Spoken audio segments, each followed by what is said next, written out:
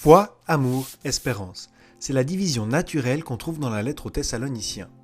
Aujourd'hui, on passe à la troisième partie, l'espérance chrétienne. C'est en fait quelque chose de complètement merveilleux. Mais ça se passera comment exactement ? Une petite incertitude a provoqué une légère confusion chez les Thessaloniciens. Dans notre dernière vidéo, on a vu que l'apôtre Paul était resté environ 3 semaines à Thessalonique et qu'il s'adressait à des croyants jeunes dans leur foi sur un sujet très important, la seconde venue de Jésus-Christ. Et les Thessaloniciens espéraient vraiment que Jésus revienne, on peut bien le comprendre. Ils étaient persécutés pour leur foi. Mais alors qu'ils pensaient à la seconde venue, ils se sont posé une question. Qu'est-ce qui se passera pour ceux qui sont déjà morts ? Bah oui, certains chrétiens étaient déjà décédés et les Thessaloniciens voulaient savoir ce qu'il allait se passer exactement pour ces personnes. Ils sont perdus ? Ils vont au ciel ? Et c'est pour ça que l'apôtre Paul décrit par écrit ce que sera la seconde venue du Seigneur. Et il le fait de façon pratique. C'est pour ça qu'on en tire aussi profit. En fait, le chapitre 4 est l'un des passages bibliques les plus importants sur le sujet. Paul le décrit comme une révélation. Ça veut dire que, les gars, il y a des nouvelles. Et c'est quelque chose de paulinien. C'est-à-dire quelque chose que Dieu lui-même a révélé spécialement à Paul. Exactement comme l'enseignement selon lequel les chrétiens ont une nouvelle position en Christ. Et cette relation étroite avec le Seigneur est également au centre de ce chapitre. Tout se résume à cette affirmation. Ainsi, nous serons toujours avec le Seigneur. Et cette dernière étape devrait être un encouragement pour les Thessaloniciens. D'accord, mais comment l'apôtre aborde-t-il le sujet ? Il parle de la sainteté, de l'amour et de l'enlèvement. Ou reformulé simplement et en accord avec l'idée de base de Paul, on pourrait dire vivre comme le Christ, aimer comme le Christ, et puis dire adieu à ce monde comme Jésus-Christ.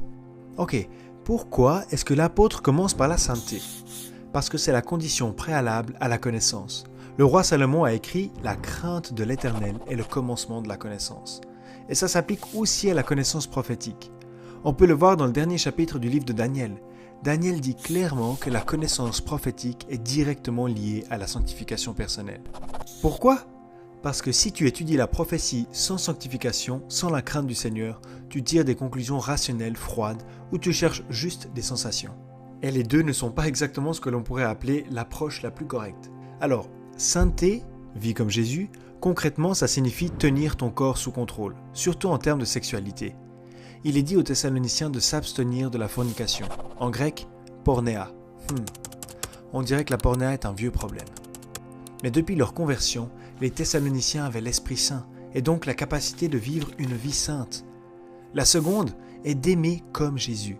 Et les Thessaloniciens ont fait un très bon travail à cet égard. Ils étaient un exemple de véritable modèle d'amour fraternel. Mais rester immobile, c'est régresser. Les chrétiens doivent grandir, et ici, ce n'est pas différent. Et Paul établit un lien direct avec le fait de gagner un salaire par son travail, car certains Thessaloniciens étaient devenus paresseux et utilisaient la venue du Seigneur comme excuse pour arrêter de travailler.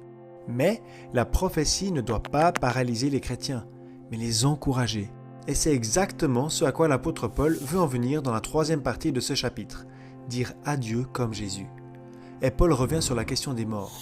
Il explique que les morts seront là, avec eux, au retour de Jésus. Et techniquement, il pourrait simplement passer directement au chapitre 5, mais il place 4 versets entre les deux où il donne des détails sur la façon dont cela se passera. Comment les morts seront présents au retour de Jésus ? Les Thessaloniciens pensaient que la seconde venue du Seigneur était simplement un événement, mais Paul révèle qu'elle est un peu plus complexe. Il leur dit que les morts ressusciteront les premiers et qu'ils seront enlevés avec les vivants dans les nuages pour rencontrer le Seigneur. Et ensuite, et c'est le point culminant, les chrétiens seront ensemble avec le Seigneur pour toujours. Mais on pourrait encore se demander, ça veut dire quoi l'enlèvement ? C'est en fait assez simple, si tu as compris notre lien étroit avec le Christ. Dieu veut que nous devenions plus semblables au Christ, dans la vie, dans l'amour, et comme on vient de le voir, dans la façon dont Jésus est allé au ciel. Et comment ça s'est passé ?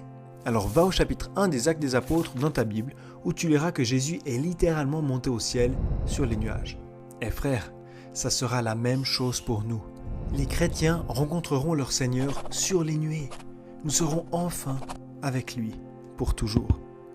Ce nouveau message de l'apôtre est l'une des plus grandes espérances pour nous, les chrétiens. Il doit aussi nous amener à nous encourager les uns les autres. Après avoir clarifié ce point, Paul parle du jour du Seigneur. La Bible dit que les non-croyants seront complètement surpris par ce jour, mais les croyants doivent veiller. Ça correspond également à ce que Daniel dit au chapitre 12. Et pourquoi est-ce qu'il mentionne ça? Parce que les Thessaloniciens avaient peur d'être déjà dans les tribulations. Mais l'apôtre leur montre tout d'abord, à travers le chapitre 4, qu'ils ne seront même pas sur la terre à ce moment-là, et ensuite qu'ils ont été sauvés afin d'échapper à la colère à venir. Enfin, comme il le fait souvent, Paul termine sa lettre par des demandes très pratiques pour le temps qu'il reste jusqu'à ce que le Seigneur Jésus revienne. Il exhorte les Thessaloniciens à reconnaître et à honorer ceux qui les dirigent et les guident, même s'ils les réprimandent. Et ils devraient continuer à vivre dans la crainte du Seigneur en devenant plus saints jour après jour jusqu'à ce que Jésus-Christ revienne. Et devenir plus saints, c'est aussi ce que nous sommes appelés à faire aujourd'hui. Mais comment fonctionne exactement le processus de sanctification? Si tu veux en savoir plus sur le sujet, regarde cette vidéo qui te donnera un bon aperçu en seulement 8 minutes.